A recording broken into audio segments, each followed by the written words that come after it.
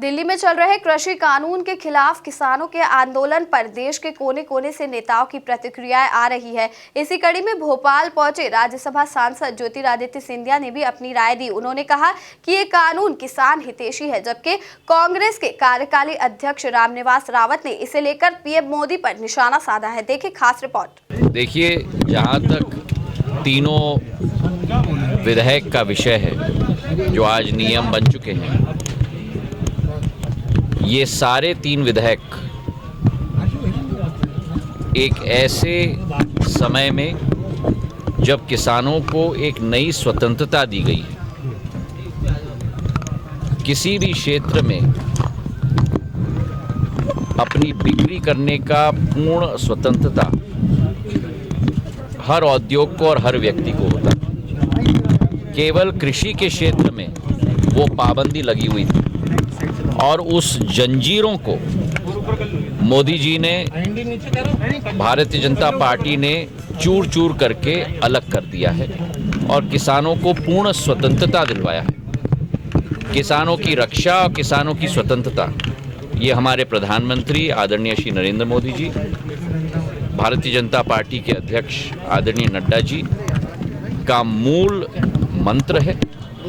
और जो लोग हमारे कृषि के क्षेत्र के अन्नदाताओं को गुमराह करने की कोशिश कर रहे हैं, ये आने वाला समय ही बताएगा कि जो क्रांति आदरणीय नरेंद्र मोदी जी के द्वारा लाई गई है कृषि के क्षेत्र में, उसका लाभ आने वाले समय में कितना किसान को मिल पाएगा, इसका मुझे पूरा विश्वास है।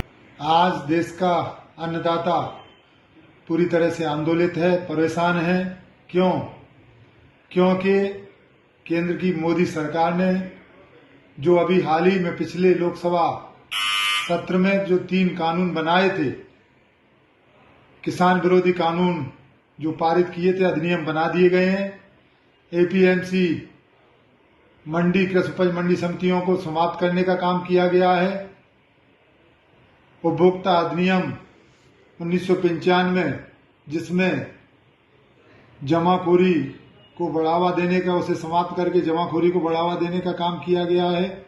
और संविदा खेती का कानून बनाया गया है, जिससे कॉर्पोरेट सेक्टर के लोग भी संविदा खेती के माध्यम से किसानों की जमीनों को ले सकते हैं। ऐसी व्यवस्था कर दी गई है, किसानों को एमएसपी पे, न्यूनतम समर्थन मूल्य पर जो फसल बिकती थी वो आज नहीं बिक रही है। गेहूं का भाव 1400 रुपए है, जबकि न्यूनतम समर्थन मूल्य पर फसलें खरीदी नहीं जा रही हैं। किसान इसलिए आंदोलित है कि हमारी फसल का मूल्य, उचित मूल्य मिले।